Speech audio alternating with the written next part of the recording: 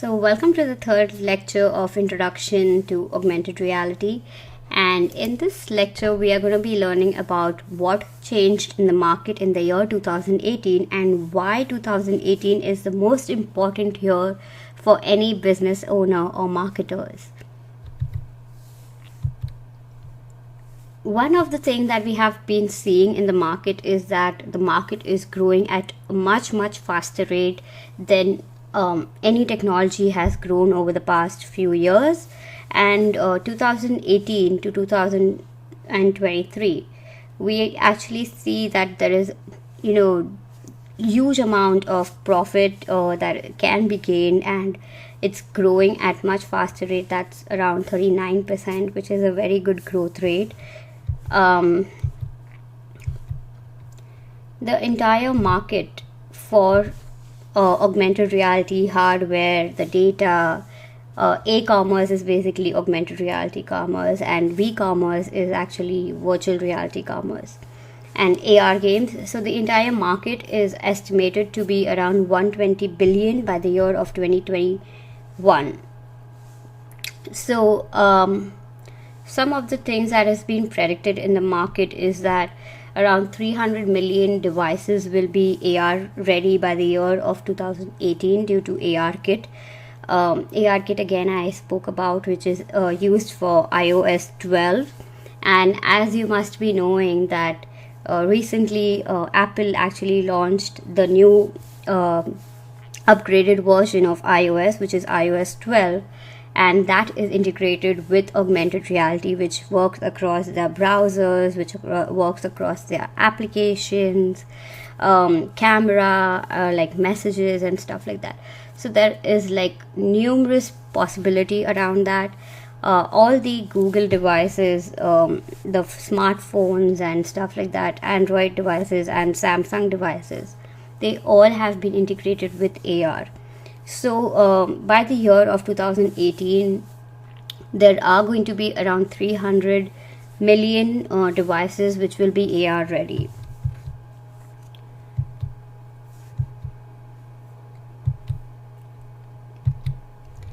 This is just a landscape of all the possible companies who are into the space of applications or tools and devices and inputs and outputs and stuff like that, which is too much. So I just kept to understand that there are a lot of people, a lot of companies which are working into this space, and some of the most important companies are Microsoft, Facebook, Snapchat, Google, Samsung, Apple, Adobe, and of course, Instagram and Facebook and all those things are working. So, the most important companies which we are seeing, which are changing the way we interact with consumers and the way we will be moving forward with our marketing and sales strategies, are Facebook, Snapchat, Instagram, Google, Safari. That's Apple Safari. So these things, these companies are going to be, actually they are changing the way we are engaging with the customers.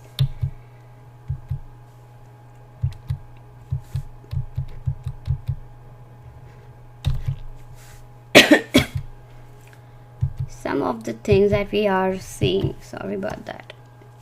Some of the changes that we have recently seen in the market is that Google has integrated web-based AR into their browsers. Let's see how.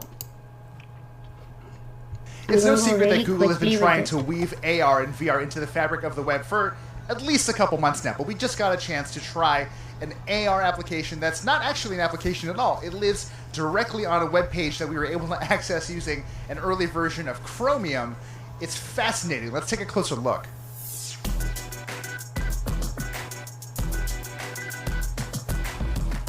The thing to keep in mind is that AR itself is not exactly the most novel thing.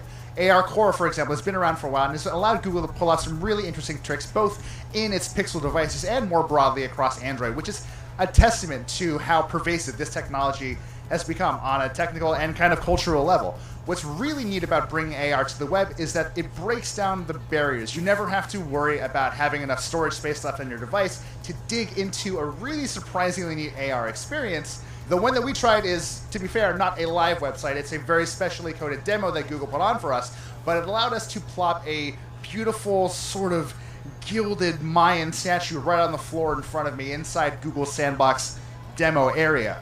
You can't rescale it because it's obviously meant to be life-size, but you can move it around a room and walk around it with 6 degrees of freedom and really get up close to this piece of art that you would never really have gotten to see in such a way from the comfort of your living room. Beyond that, we were also able to tap certain data points that sort of attach themselves to the statue that let you dig into more specific information about the cultural context and the history of the statue itself. When Google first announced its AR web ambitions in January, it talked up a couple other demos, but this has been the most impressive I've seen so far, only because you get a chance to actually maneuver with it and see how well it works when everything goes correctly. Now, we were running this demo on a Google Pixel 2 XL, which is still, despite being a little on the older side of things, a very powerful smartphone, and things worked remarkably smoothly. And that's because of a lot of really interesting under-the-hood things Google has done to keep everything running as smoothly as possible. For one, they're keeping the polygon counts on these models relatively low. They're also trying to keep the number of light sources down and reducing the detail of shadows when you're running on a mobile device.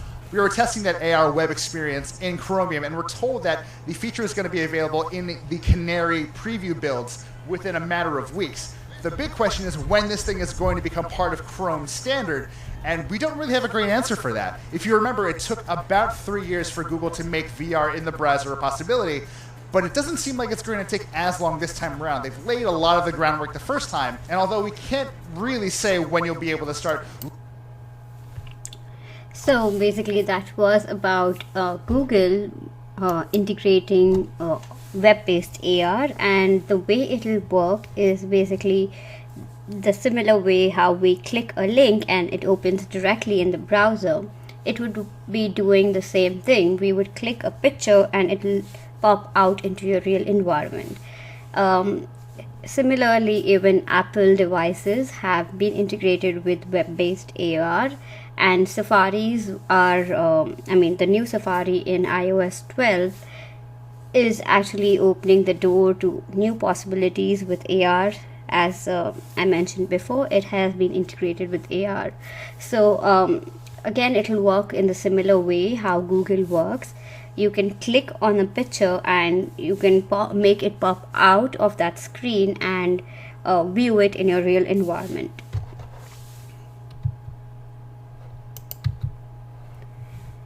Next, we have seen that a lot of changes have been occurred in the market in within our smartphones, like iOS devices, Samsung devices, and Android devices. They all have been integrated with AR, and they are pushing AR to become mainstream by the year of 2018, or maybe 2019 is going to be the year where we will see more and more use cases of AR.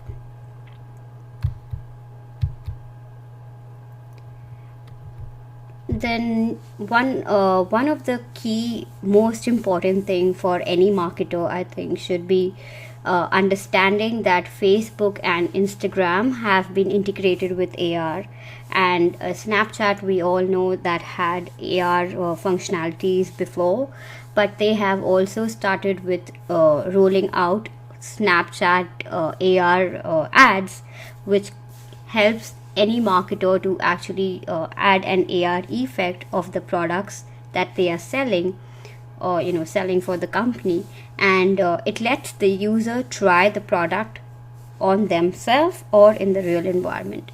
Even Facebook, for the matter of fact, have integrated AR on their Messenger platform. So I will be showing you how. So basically, what they have done is you can add AR effects within their AR effect platform and integrate that with the bots that you have for your marketing or sales process in place, and that can be done with the help of AR Studio. And there are possibilities that you can actually let your customers try the product, and or maybe on themselves or in the real environment. It depends what you are selling.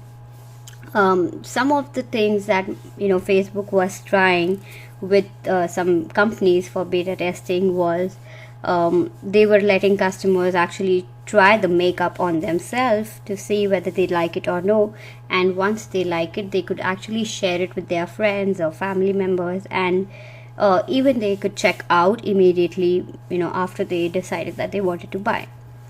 Again, with Nike sneakers, they were letting the customers actually see the how sneaker would look on their foot, and they could see all the different effects over that. Then there was this phone ad where the phone would pop up in the real environment, maybe on a table or wherever you want to place, and you could see all the finishing touch, the effects, the texture of that phone, and how gorgeous it looked. They also tried with Kia, where you could actually place the entire car in your parking lot or wherever possible, and you could see the car functionalities, how it looked in the interior and the exterior. So these were some of the use cases that was tested by Facebook Messenger, but they are open right now for beta testing, and I think hopefully they should be rolling out opening it for all the others in the market. I think probably by end of next year. I'm hoping to see some good use cases of AR Messenger app, which can be integrated Messenger AR within the Messenger, and that can be further integrated with the bots. Again, so some of the market changes we have been noticing in the market is that consumers are expecting more from the brands, and there is more rise of big data. Content is the king, as we say, but content is getting oversaturated, and people want to have something which is different, and purchases are going through the funnels, and the websites and all those things are getting dead. So saying that the target audience has been shifted. Of course, when we are now seeing that the market is getting more digital, the users are actually more digital savvy, and there is a transition phase which is going on, where even the old generation, they are also starting to use digital technologies, and even they expect more from the brand, and they want things to be more faster than ever, and there is willingness to try in the market. And with that said, augmented reality is something which can wow your audience, and it can help your audience to deliver services which is more faster, or it could help to create engaging content, or it could help to understand that what a customer needs from you, and you can create an storytelling kind of sales process, or probably even your marketing strategy around that.